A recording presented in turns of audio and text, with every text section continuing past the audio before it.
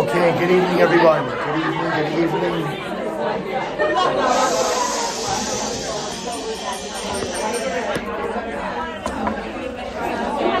Good evening, everyone. I can still wish everyone a good Chodesh, a Chodesh Tov.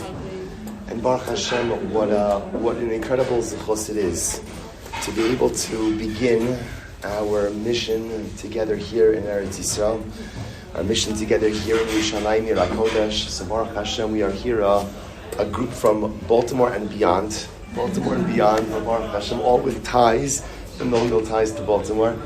And really coming together, Baruch Hashem, because in this time of overwhelming need and overwhelming pain, but yet also overwhelming simcha of Klal Yisrael, it is incumbent and it behooves us to really be together with our brothers and sisters. So we're trying to figure out how to go ahead and begin this program. How do you kick off? Where's the Tara? Atara. First of all, a very thank you to our incredible tour operators, Atara and Barak, who are joining us here. Baruch Hashem, they're incredible.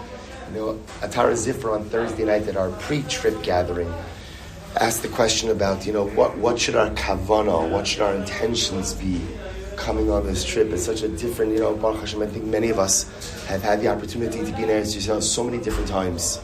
And it's so different now. Everything is different now. The world is different now. The country is different now. Am Yisrael is different now. Everything is different. So what's the kavanah? What's the mindset that we're supposed to have? And the truth is, we're not going to answer that because I don't think there's one answer. I think that answer will become clearer as the trip goes on.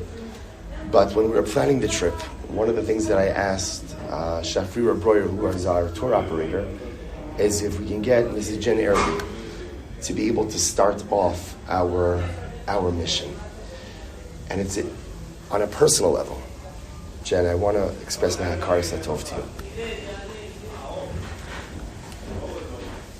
Binyamin Meir Airley, 21 years old, Shem Yikom Damo, fell in northern Gaza, lived the life of love for Am Yisrael and Eretz Yisrael, and was willing to go ahead and pay the ultimate price for us.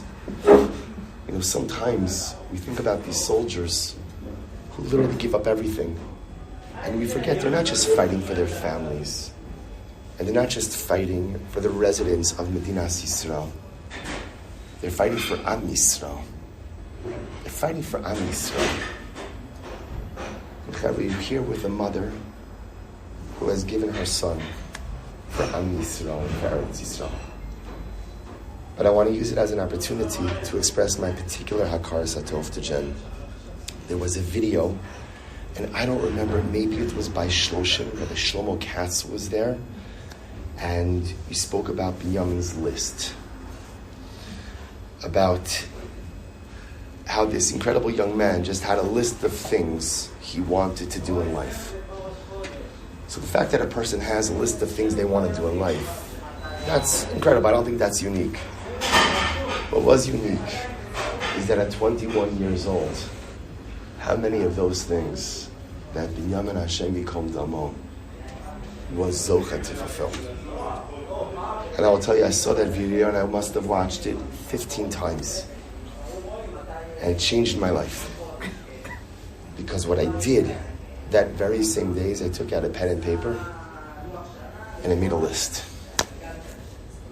I made a list about what do I want to accomplish during my time in this world.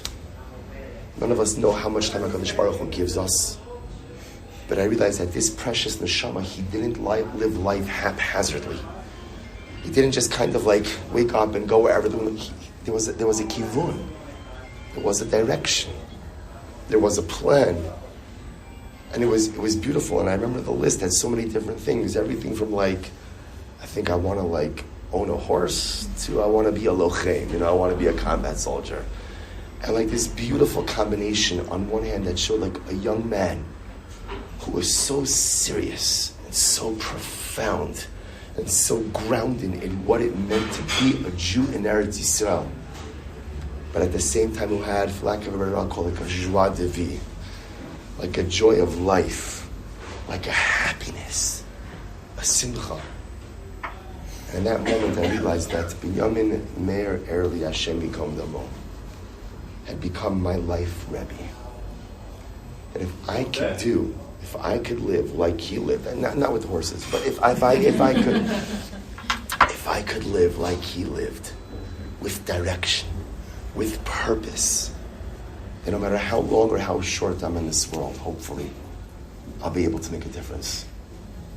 So it is a tremendous zuchos. And Jen, I know we're probably pulling you away from something else, leaving your family and coming here to be with us tonight. But on behalf of our entire group, first of all, we hope and we daven that Binyamin's neshama should have an aliyah. That in Eretz Hashem, he should find menucha tachas kisi hakavod. That he should be a melitz yosher for your entire mishpacha and for all of Klal Yisrael. And how we should be zocha Eretz Hashem for Mashiach, for Tchias HaMesim. We should be zocha Eretz Hashem to rejoice in the day when your family once again is together again. Thank you for joining us. Chavra, please give your attention to Jen Airley. I don't know, I could just start listening all day. I don't know. I feel bad that I have to get off. I would have liked to listen to this all day. Weish. Dan, are you okay if I record a little bit just to share with friends? B'simcha. Thank you, Pastor. There were so many different pieces of what I wanted to add on to that, but I just really, really first want to say the biggest thank you for you being here. I had gone to America a few weeks ago, and I was incredibly hesitant to go. Kilu mamash, I did not want to. I didn't want to leave. I didn't want to leave war. I didn't want to leave my family. And it took until Rav Shmuel Eliyahu said, "Mamash, you must go," because until then I wasn't really listening to anybody, including my husband. And I think the real reason I didn't want to go was because I just felt like, who am I talking to? Who is going to understand? I'm not going to understand them. They're not going to understand me. Our life is like this. I know they send you, they send stuff, they send gear, but like, I don't know. Do they understand our lives here? Do they feel? Do they connect? I don't know. I wasn't ready to face it. And then I went, and I saw the complete opposite. And I saw how everybody felt, and everybody cared, and everybody davened, and everybody was broken, and everybody's tears and tefillot and hearts were with us. And I felt like I got the biggest present to be able to go and see that myself. And I felt like I was the ambassador. I came back here, and I've been telling everybody here, Arachenu Beit Yisrael and Chutz La'aretz are very much connected to Arachenu Be'eretz Yisrael. And so the fact that you're here is, again, proof of that.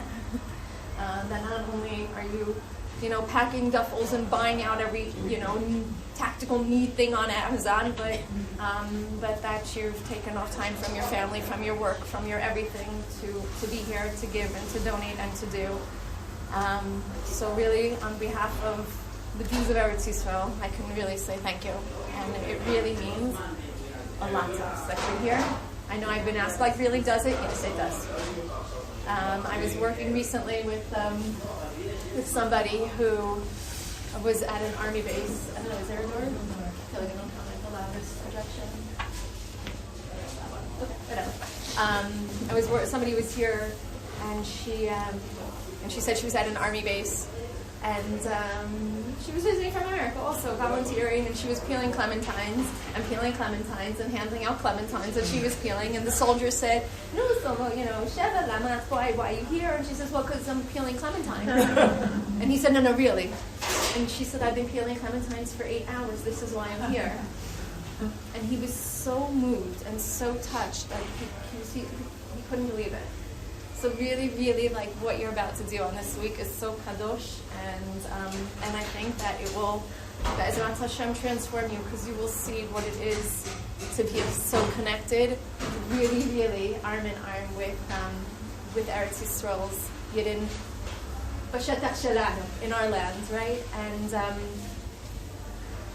And we are, as the Rav said, a very transformed nation.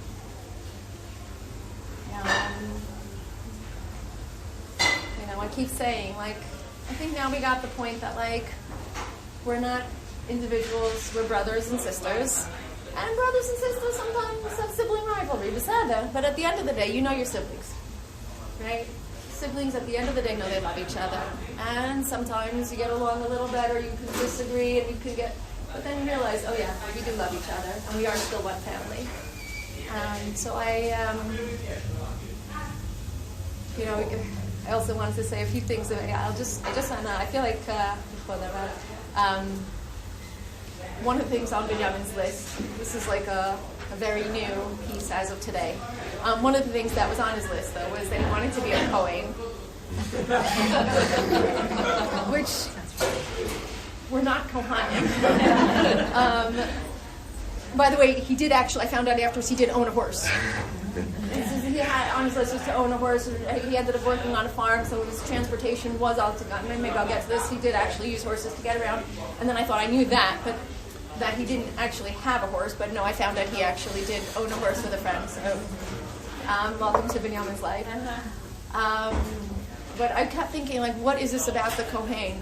And then I started to understand that a Kohen is there to serve Am Yisrael. And a Kohen is there to connect Am Yisrael into Hashem. But then, I feel like these parshiot are like, right? I mean, if there's anything more exciting about these 5 parshiot, I mean, I'm so worried about Kitisa, like, we cannot afford to make a mistake right now. We can't afford to take a step back. But I guess as I was reading it, usually I'm so focused on, like, but somehow this year I was focused more on the Luchos Shnios. I was focused on the Yud Gimel Midos Aracham Salachti Kibarech. I was like okay with it this year. It was very interesting. But these parashas of building Klei HaMishkan, I was reading today about, the Avnei Shoam and the Choshen HaMishpat, and I kept thinking, it's so heavy. This Kohen Gadol, the amount of weight he must have to carry when he is wearing his gear, and he can't mess up. It has to be perfect. We're not even talking about all the rimonim, but like all these stones. I mean, I know that women can wear stones sometimes, but this is like a little more. This is the amount of weight and the kalim that he's using, right? These are not like our, disposable, pretty plastic paper good stuff. This is like real heavy duty nechoshet. Like these are, and it has to be perfect, and it can't spill, and it has to. I think he must be so strong. But I don't picture Aaron a Cohen like working out. Like how did that happen? And then there was a post today from the Jerusalem race. I ran this amazing driving here. I was like telling my Chana, because I ran here on Friday in the race. I ran the half marathon because 2 years ago is what I ran with Binyamin. So this year I ran it with Binyamin's spirit next to me. And so on the way here I was telling my Chana, this is what I listened to when I got here, and I heard this song, Titei Nachar Ilan, whatever. But there was a post that went out, I saw it this morning, of a soldier who had been doing service for 24 years. And 4 years ago he left the army for post-trauma, enough.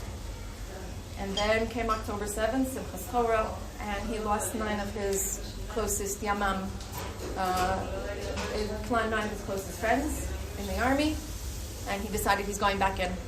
And he went back into service.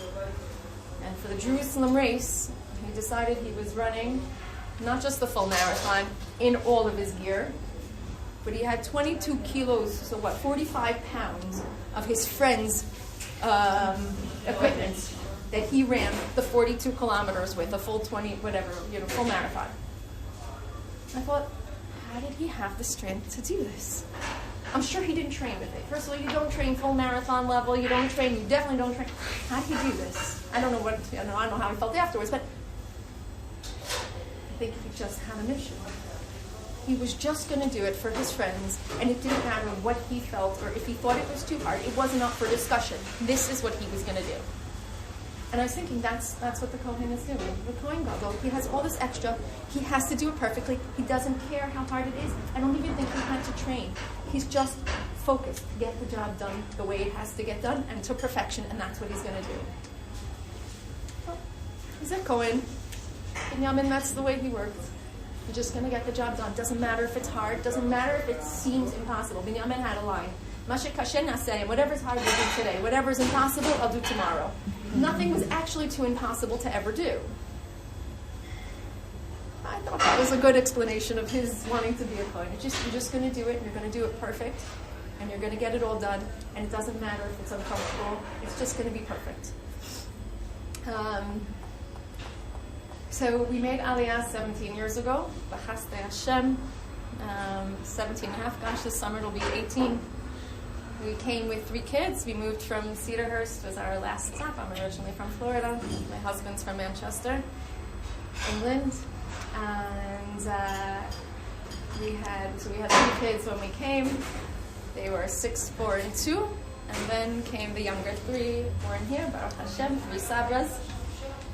And Chana is our youngest, the 10-year-old. So Binyamin was the second.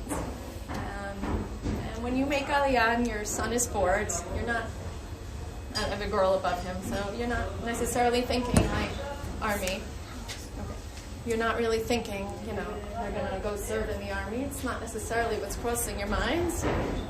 And even when they're serving and they're going to the army, you're not really thinking war altogether. But the truth is, Binyamin was a fighter. There's soldiers and there's fighters. Binyamin was a fighter. And he was a fighter when he was 21. And he was a fighter when he was 15 and when he was 5. Which doesn't make raising him very easy. He was a tough cookie. He was difficult to raise. I always say he was very passionate about whatever he wanted to do, and then there was no stopping him. That was, and the truth is that there were a lot of tefillos and a lot of tears that went into this boy. A lot of seeking advice, parenting workshops. He shaped us to be the parents. He trained us well. But through it all, Binyamin and I were good buddies. He was my right-hand man. I counted on him for a lot. He took good care of me.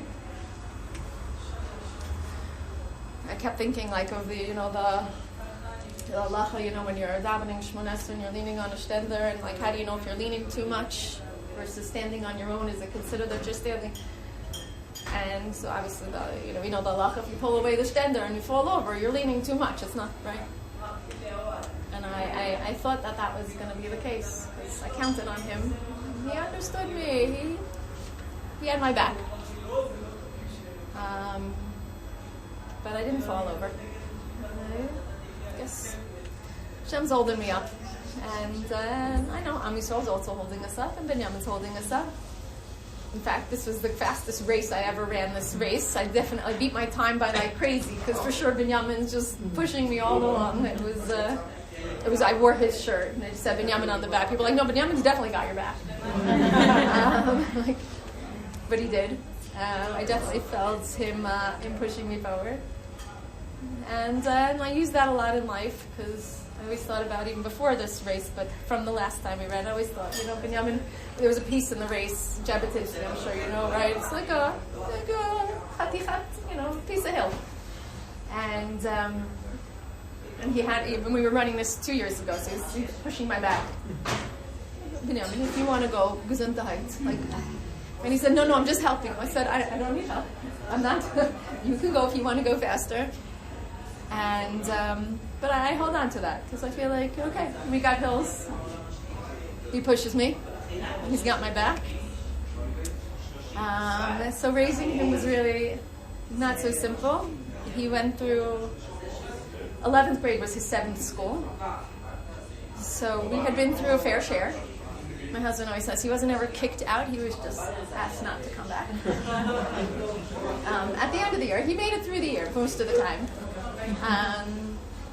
Sometimes he just had enough and he left that one, but then we worked to find. But he knew that I believed in him, and that was a real. He definitely knew that, and at least going up to Shemaim, he knows I trusted him and I believed in him, and he definitely shared a lot more with me than my husband, which is good, because there were a lot of things that I knew that my husband probably only found out at Shiva. which was good because then at least he got to sleep more through the years. But a lesson in parenting is we plant a lot of seeds. And you don't realize seeds will really grow. And a lot of the things that I had said all through the years, Binyamin, don't be so quick to give up, push through things when they're hard, all the things that we say as parents, right? But they were seeds that were planted, and they were really growing, because that one in particular, yes, he learned to push through hard but good. We say that there was like the pre-16 Binyamin and the after 16 Binyamin. 16 was this real turning point in his life. That was when he made the list. That's when he went to Ummah. That's when he gave up his smartphone.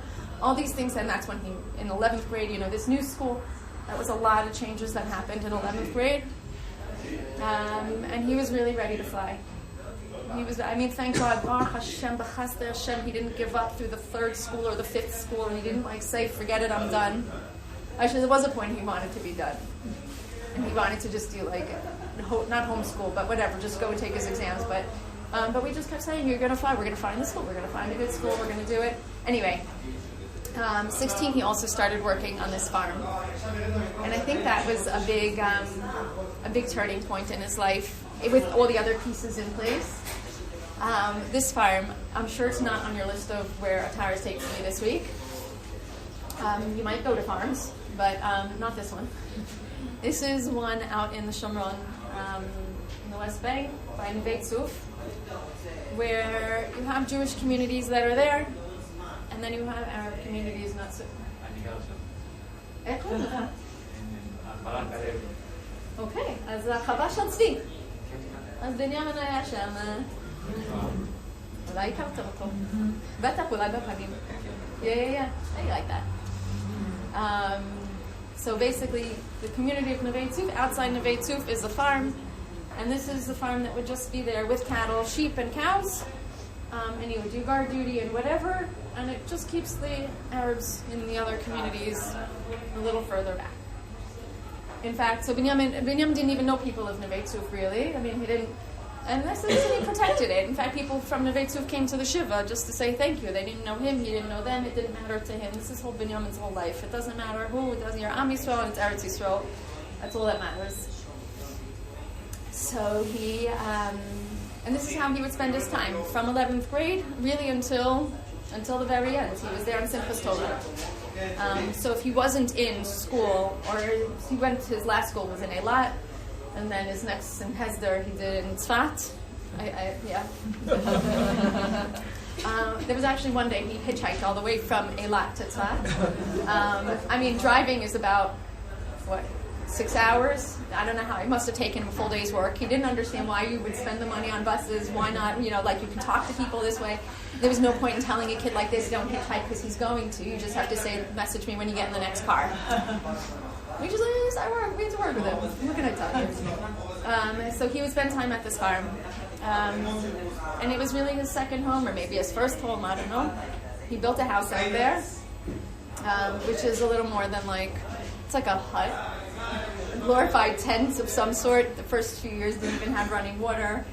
They had a generator. And that's where he built a house. They built a shul recently. They built it up. He actually even most recently built, this was crazy.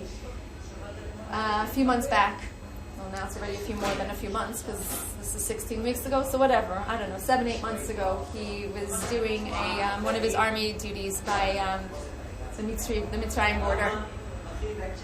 And there was they were learning about these vineyards that were there, and how when the vineyards were first planted there, the Bedouins uprooted them, and then they planted them again, the Bedouins uprooted them, and then eventually they stopped uprooting it, and their vineyards are there. And Binyamin was so moved by this. See, this is what I mean. Binyamin doesn't do things half measured. Binyamin was so moved by this that he decided when he gets off from the army, he's going to work, make money, and then plant a vineyard. And that is actually what he did. Outside of Neve Tzuf, in this farm, he then, Erev Sukkos, the last time he was out, he finished, he spent the whole day, came into Yom Tov filthy, stinky, and he came home, he said, okay, I planted a vineyard today. I was like, what? And he did. That was, in fact, recently they got more land allotted from the Moatzah, from the state, and for more vineyards on Har Gofna. And from my understanding, Har Gofna is where the wines came from for Nisuch HaYayin, for the Beit HaMikdash. This is typical Binyamin. Wines will come from him. I'm not waiting 4 years. We'll pinch hit. We'll find another person, another vineyard that's going to give wines to the Beit HaMikdash until then. But so this is, I guess, when you're working on a farm like this, like what actually matters, right? You're spending his time herding cows. He's grazing the cows, and he's and doing gardini. This is how he spends his time when he's not in the army. In fact, his army friends were over this week, and they said for sure Binyamin came to the army every week. It was vacation for him. Because compared to his life on the farm, it actually was. There, he's up all night, he's doing guard duty. You don't have your commanders, you don't have a whole team of people. It was 2 or 3 families that live there, and then some guys. This is all that's out there on this mountaintop. So when you're there, like, what matters to you? Like, what, you don't care about clothes. You don't care about, you don't care. Your food is simple. It was the most, I don't want to say primitive because that's a negative, but it was just so simple. And he just didn't care about anything else other than the land and the people. And this he got to be as idealistic as he was by being on this farm. So this is how he would spend his non-army time. I feel like I'll just say the way he died because it proves that how he died is how he lived. On Shabbos morning, 16 weeks ago, there was a battle that was taking place in North Gaza. Gaza is the same thing, you know that, right? Not everybody does, apparently. So there was a battle that was taking place, and there were 3 terrorists they knew had run into this particular house, and they were shooting at soldiers that were around the house. Some quite seriously. One of them seriously, Yair Lifshitz, who Baruch Hashem just got out of hospital and is now in rehab. But otherwise, it was not a pretty sight, and some commanders were trying to take control of the situation. At one point, this commander of a different pluga, a different battalion, Jamal Abbas, a Druze soldier actually, he decided he's going in. He can't have the soldiers being shot at anymore. So he goes in with his right-hand man, Shachar Friedman from Yerushalayim, and they decided they're going in. And Binyamin is in charge of this particular machine gun called a Negev. Binyamin was a very tall, strong-built guy. And this Negev is a very heavy machine gun. So Binyamin was in charge of this gun. So he says, you can't go in without me, you need this, I'm going in with you. And they went in, they threw grenades, they threw RPGs, all sorts. And the other 2 of the terrorists were killed, but one was hiding in the corner behind a couch and killed the 3 of them upon coming in.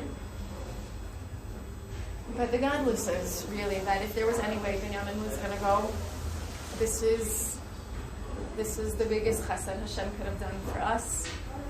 And it's the only way Binyamin would have wanted to go. Because this is a boy who literally could have been killed so many times over. With all of his bravery. I don't know if anybody here is doing Nachyomi, but I always keep saying that Binyamin is like Shimshon Agibor. And then I listen to today's share, I'm like, Namash, Kilo. Today was his line, right? Because what happened? There was a crazy video that went viral where he was with the cows, him and his other friend, another Binyamin, and they were with the cows grazing, and they see the Arabs on the next mountain are coming down, zigzagging down the mountain, shouting, they're coming. And you see that Binyamin is with the cows in this video. The other guy is from behind, is videoing it. And he's on the phone with the army saying, you have to come. They're going to kill him. You have to come. I need backup. We don't have any neshek. We have no ammo. They're coming. And you see in the video, they're all coming down, down, down. Obviously the army came because there's more to Binyamin's story. But little Binyamin says to my Binyamin, he says to us, he told this story over at Shiva, what were you thinking we were going to do? What did you have in mind if the army wasn't going to come? And Binyamin from today's parak, we would just go fight. he had no fear. It didn't matter to him because in his mind, this is just the right thing to do and we're just going to do it. So it made complete sense the way he was killed in Gaza. It's just like, this is a job that has to get done. I'm just going to do it. We're just going to get it done. If I have to, he said before the war, he said many months ago, if I have to die for Eretz Yisrael, I have to die for Eretz Yisrael. Which is not exactly what a parent wants to hear. But at the same time, it's exactly what a parent wants to hear. Because when you feel that, like, what else matters? If this is what's mattering, if this is what you care about, it's what we believe in. So it made sense. If you were to ask Binyamin, if you had another way to go, could you not do that next time? He would have done exactly the same thing. And he would have done it again and 100 times over. In fact, the last thing I said to him before he went into Gaza, I said, Binyamin, just watch over yourself a little bit. Because I know there's no point asking him to watch over himself more than that. But he didn't. But that's Binyamin's style. Because he doesn't care about himself, he cares about the klal, and not because he doesn't have self-confidence. He has plenty. But he cares about the Am, and he cares about the people. And that's, so it made completely and perfect sense that this was the way it was going to be.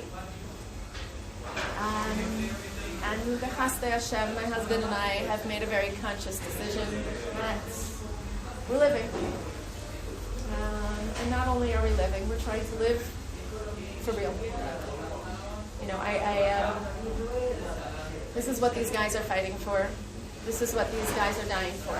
Is so that we can live, we can enjoy life in Eretz Yisrael, so that we can get the job done on our level. And so if it means that we had to give a korban, I don't know, I'm looking forward to Vayikra, because, I keep thinking, like, okay, he's a korban ola, loida. I don't know, I'm not holding, that he's a korban tola yet, but maybe I'll connect to something else as we're going through Vayikra. But,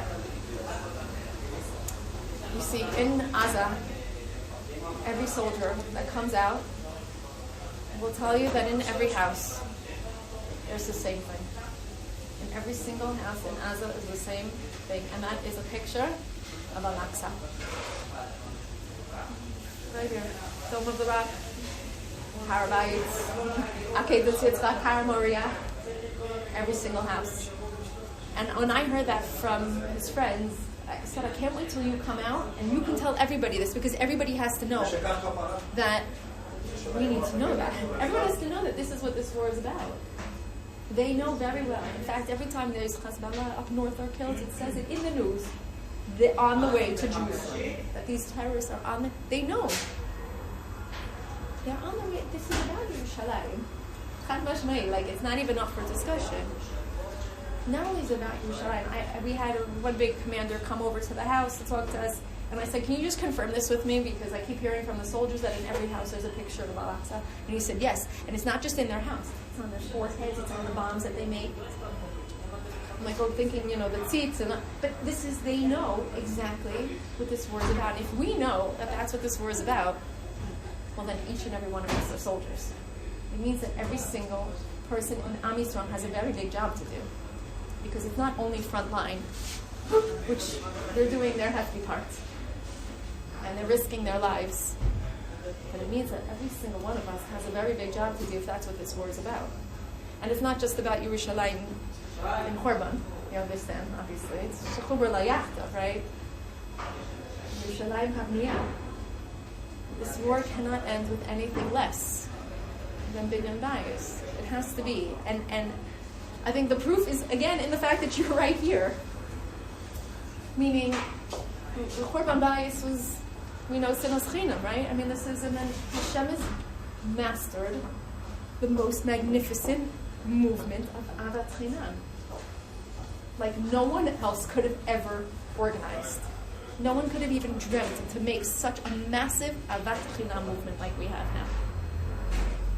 And I think that's why I was so worried about Kitisa. I'm so glad it's over with, because we can't afford to take a step backwards. And I don't care what's going on in the news, because I don't care if somebody says, but the news is already... It doesn't matter what the news says, because it's not what's b'shetach, it's not what's on the streets, it's not what's in the ground, in the territories. Over there, these soldiers, they know very well it doesn't matter left, right, center, this one, that one, anti. There's nothing. They're all one in there. You go into Gaza, all these soldiers, they know they're all in it. They know they're all very focused.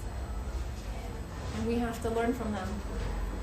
We have to learn from them that none of, first of all, the news is all a bunch of garbage.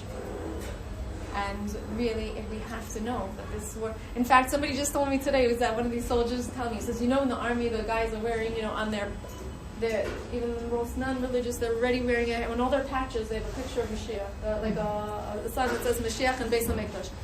They know. We mamish have to learn from them. They have all their klipot are all taken down. There are no barriers. They see emes out there because they got rid of all the garbage. And we mamish have to learn from them. And I think that if we really believe that this is about Yerushalayim, we have our achdus, we have a chesed to work on, we have our tefillah, we have a lot that we can work on, and we need to. I keep saying these boys up in Shemaim, they're building that. I think actually they're finished building. I keep saying, Binyamin's a builder, and Ari, Zenelman from Nalei Adumim, he's a mathematician, and Elisha, Levenstein, he's up. They all have their different skills and kochot, all these soldiers up in Shemaim. I think they finished building already. I'm convinced they're just dancing.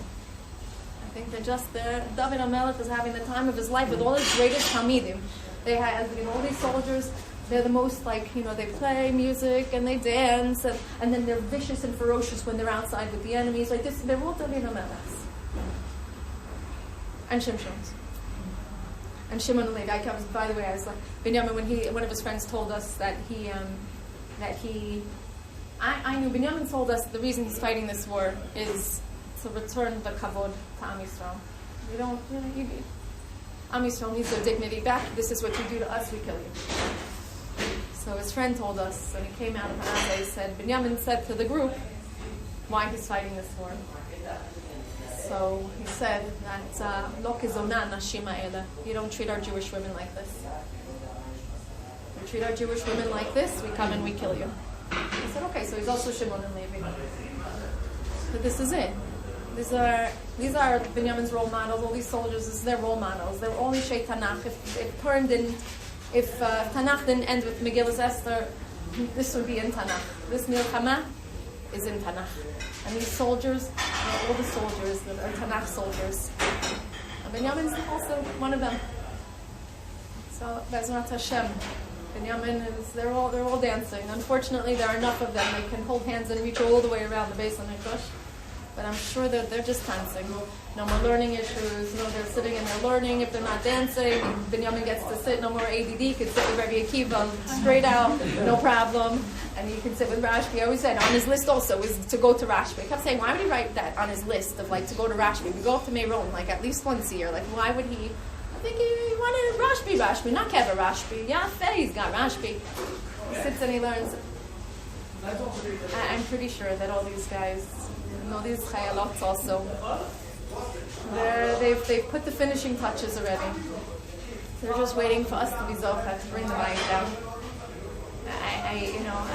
Everyone says we're doing this Leilu Nishmas Binyamin and that Leilu Nishmas Binyamin. I'm pretty sure Binyamin's just hiding. He's hanging out by Kisei HaKavod, Airley. Binyamin's getting all of us la'alot et mishmatenu, to raise ourselves up. And Bezrat Hashem, at the Levaya, I had asked people to take on a mitzvah or masa chesed, l'mamesh, l'karev et ha'geula. And if I tell you, I have notebooks and Google Docs and stacks of papers and notes that people gave, WhatsApps of things that people have taken on. I'm like, Binyamin he's the same way, in Israel they call wild kids. By us, I don't know what you call them. In America, I don't know what you call them. Right? Not crazy, but a cute crazy. So here we call them shobav. It's like a cute way of saying a nut job, right? Like a crazy one. So I feel like in Shemaim, Binyamin's still being a shobav. He's saying, yalla, let's move things, let's get things done. Binyamin zeh torah, yalla, get it done. And I'm pretty sure he's getting things moving. Definitely from what I can see, my vantage point, he's gotten a lot moving. I'll give you one example because this I think was the sweetest one. I don't know how much time I have. If everyone's starving, I'm sorry. I'm sure there's very good food coming. But the cutest, sweetest one. I mean, I have like the craziest stories of different things that people started doing and whatever, but there's such a sweet one that I related to so well. One lady wrote to me, she said that she wanted to take on davening, like big field, like, to being a better davener, like formal davening. She's like, but I'm just so, I can't keep to it. So I don't want to commit to saying that I'm going to do it because I can't. She said, so I decided I'm not listening to Goyish music anymore. So I thought, like, what's the ma kesher, right?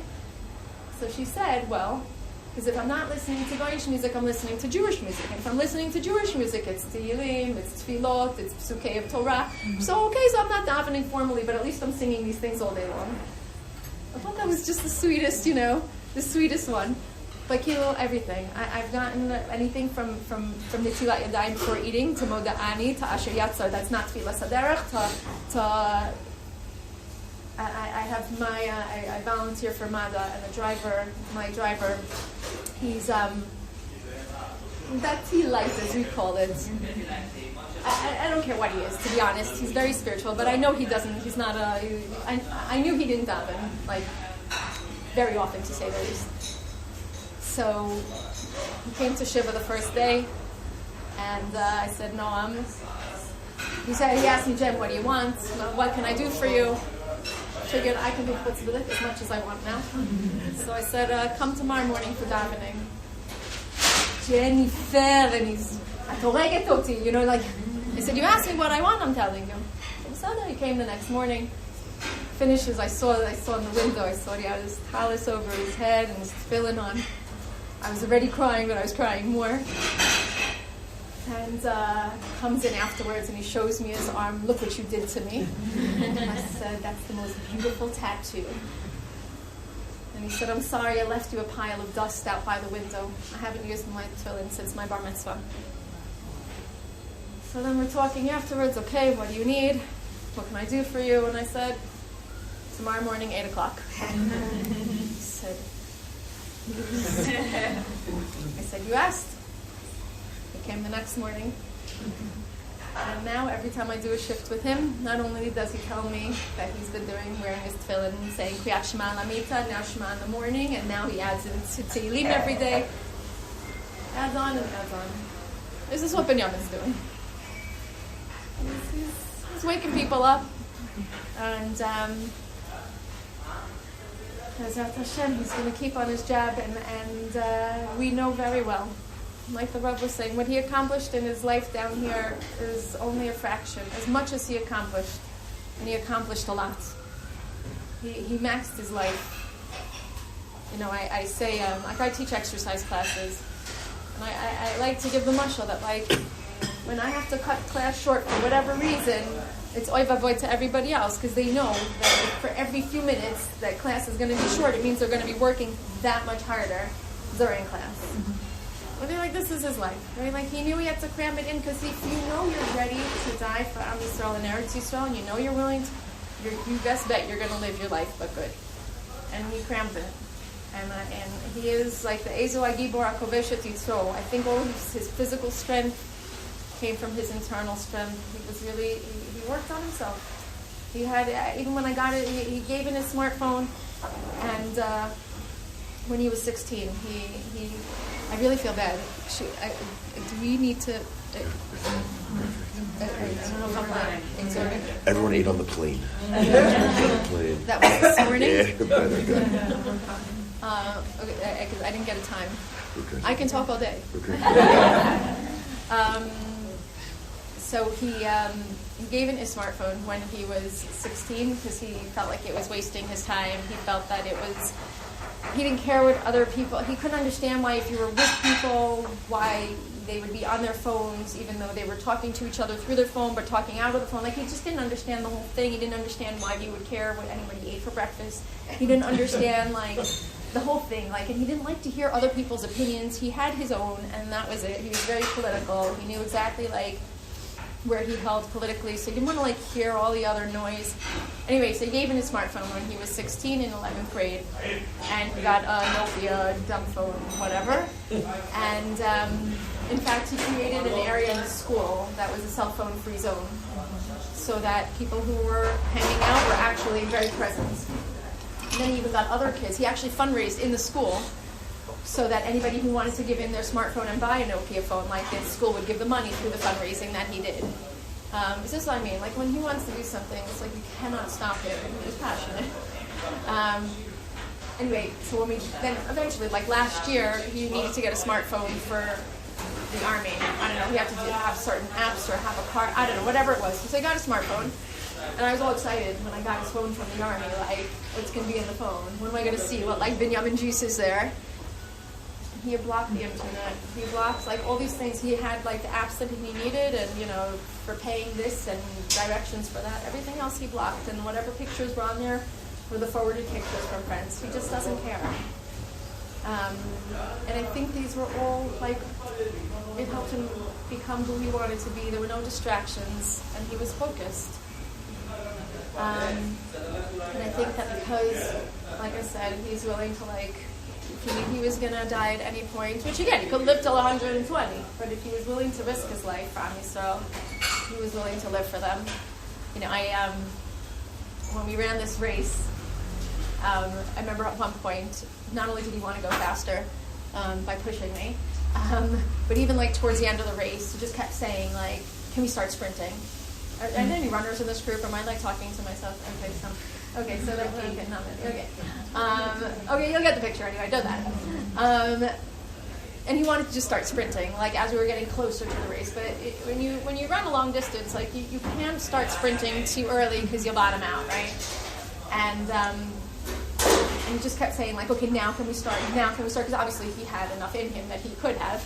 I, on the other hand, was, you know, preserving whatever energy I had left.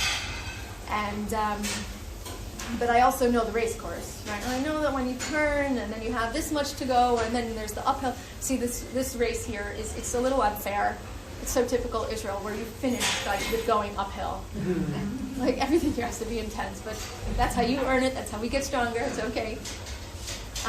So we're finishing the race and you turn and then it's like another kilometer still of like uphill. And then you get to a point where then you see the finish line. So I said, Binyamin, when you see the finish line in sight, that's when you start sprinting. And sure enough, we're going, you get another little bit uphill, and then you see the finish line. I said, now we floor it. And I think that's really what it's about. I think that if we can right now really picture the end, like we can picture the finish line. If we can picture that we are Be'ezrat Hashem, so close to this Geula, so close to Binyan Bayis, so close to Tzchias HaMeis and Mashiach, we can floor it. We can push. I know that at the beginning, and I'd ask people to take on a mitzvah, Maseh Chesed. Now I'm like, forget it. Make a list. Go for the list. Forget the one thing. Forget the 5 things. Like, just push in all the tchumim in every possible way. And what I have definitely learned through this whole process is whatever kochot you think you have more. And then when you think that's all you have, you actually have more than that. And I think that's what all these soldiers have proven to us. And that's what the Marathoner had, that's what Binyamin had, and that's what the Kohen had. This is what all of them have. They're all teaching us the same thing. We have more kochot than we realize.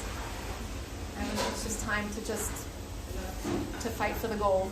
And that's Binyan Bayis in Yerushalayim. We're here, Be'ezrat Hashem. While you're still here, you'll see it. You'll see it, and you'll be zocha to dance around it and bring all your family to come join in Be'ezrat Hashem. We really all will be zocha the Binyan Bayis and Gula. Tzchias HaMeis, Mamash Bekarov. We'll be zocha to dance together, please God, with all of Am Yisrael. All your families will come, and we'll be able to dance Mamash Bekarov, Be'ezrat Hashem. I'm open to questions. I don't know. No questions? I've really been asked everything, so if it's out of like embarrassment, I promise you I've been asked the craziest things. How are your other children doing? So funny, because I feel like I wait for that question every time, because that's the one question that I do get every time, and if you don't, then I feel like I have to ask it for people. But that's a very good question. My kids, the Chasdei Hashem, are good. They don't know otherwise. they don't know that staying in bed and closing the lights and closing the doors is an option. They just see that we cry, and I will cry in front of them. It happens to be this one. As soon as anything, she's already has her arm around me. She's like, she knows. So we cry, and then we dance. We have music playing, and we go, and we do, and we're out, and we work, and we learn, and we talk, and people are over, and the door is open, the lights are on, the windows are open, and so that's all they know. And everybody has, this one doesn't like to talk so much, this one likes to talk a lot, this one doesn't like to look at pictures so much, but everybody's dealing. Everybody's overall pretty okay. I heard you speak, I guess it was Shachter. Okay. And it's kind of the way you started tonight, what you had said during Shiva, when Americans, I guess, were coming. I was just so impressed that you said that. And you were so honest about it. And that we kind of proved you wrong, in a way. But I just thought that was beautiful. I don't know if you want to share that, or... I wasn't very nice during Shiva. When people came and they said that they were visiting, they don't know me, but they're in Israel visiting and they wanted to come and be Menachem. So I asked them if they were on a one-way ticket or round trip. And if they said round trip, I said, well, then come back and let me know when you're on a one-way ticket, and then you can come. I'm not going to lie, I kind of want to feel the same way, but at the end of the day, nachon. It's, the goal is still the same, though. The goal is still for everyone to be here. This is what these soldiers are fighting for. This is what they're living for and dying for, so that they can have Eretz Yisrael safe for all of Am Yisrael to be here. Binyamin said he was fighting so that he can have the south all cleared out, so everybody has all the space to live. But not everybody can come right now, and that is where I'm nicer. So the fact that people come, even on round-trip tickets, and come another time and another time, and eventually it'll be one-way. Be'ezrat Hashem. Thank you so much for coming and sharing your story. My son got the privilege to be in your house with no mission with YU a few weeks ago, and he told me that your son's favorite song was Anubi Manubi. And That was what? Anubi Manubi. That's my favorite song. Your favorite song. Okay, he said that he sang it, and I think your son. There was a song that your son loved, and he came to our Shabbos table afterwards and. He sang it. I can't remember what song it was, but you had said maybe it was. There was a song. Or Binyamin's favorite song. So Anavim is one of my favorites because I feel that if you understand the words to that song, Anavim, so you modest people, the Gula is coming, and if you don't believe me, right, you'll see the light is shining. Like, just go look and you'll see. And sometimes I feel like, first of all, because Baruch Hashem, we should all be such anavim like Binyamin, and like they're supposed to. Binyamin also never wanted people to know what he's doing. He just goes in, does, and leaves. And so many amazing stories of like how he just did things like that. But also, like, we're Am Yisrael is like, we think like, really, are we worthy? Really, are we zocha? Really, is it possible? And I'm saying, like, look at my lights. And I just keep thinking, all these lights, I mean, not just the Binyamin Meir, but like all of them, and more.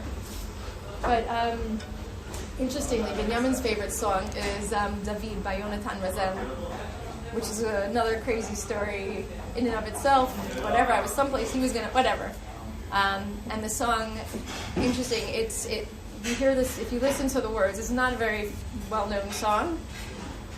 But if you listen to the words, it's like literally Binyamin. To be such a fighter, to be such a dancer, and sing, and you listen to it. And it's really all these guys. I was with some other mothers of other soldiers, and I played the song, and everybody's like, that's like my son, that's like my son. Because they're all David HaMelechs. They all learn from the best. This is our army. This is tzaka. Why do we get ridiculed for being so nice and so humane and wanting to do...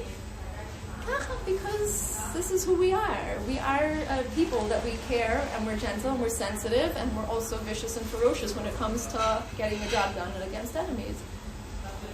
In my last words. Interestingly, though, I will also say, you're talking about Shabbos songs, I don't know, but there was, so Shabbos morning, Binyamin was killed, and his friend was the one that pulled him and tagged him, whatever, and he said he sat there, Binyamin was already gone, but Hashem, he died instantly, but he said that he said Shema with him and Vidoy, and then he started singing Zmiro Shabbos. He says, I don't know why, I can't explain it. I was laying with him, and he started singing Zmiro Shabbos with him. So yes, there's definitely something about songs on Shabbos. I don't know what to say. But, apparently he had a smile on his face when he was pulled out. I don't know if it's because he was so proud or because he saw the Shekhinah, and I'll take both. Do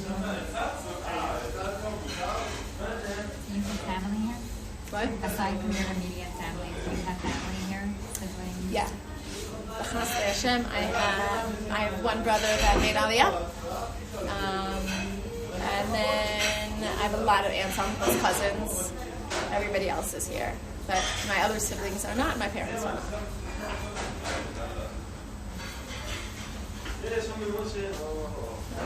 Anything else? All right, now you get to eat. Sorry, how would you I want to just mention on behalf of our group. First of all, I'll post the song that Jen was referencing, David by Yonatan Razel. They actually just re-released it with Yishai Levo. I'll send it to you. Beautiful, absolutely beautiful. I am convinced, because I left him all these messages how all these soldiers are relating to it. Absolutely beautiful. I'll post it on our chat in there, Hashem. But I would just say as follows, and I apologize in advance if this is all embarrassing, but over the course of our trip, we're going to be meeting a number of incredible people. Before you leave here tonight, and before Jen leaves here tonight, you should ask her for a bracha. Because the truth is, there are some people, sometimes we think about like tzaddikim, and there are so many different types. The beauty of Klal Yisrael is there are tzaddikim in the base medrash, and there are tzaddikim in the battlefield, and there are tzaddikim in all different areas of life.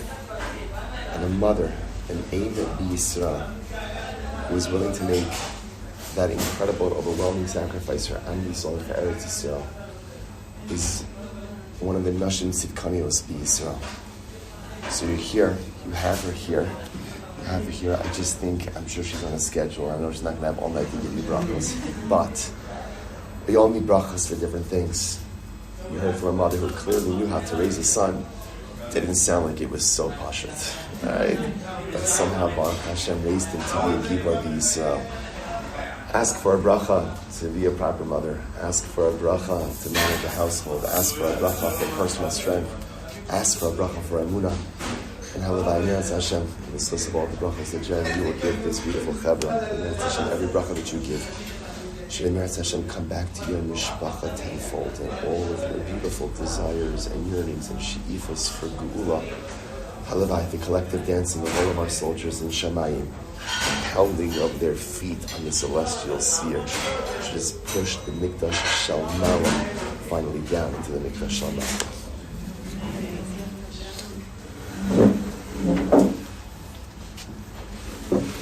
That was good timing. How did you time that?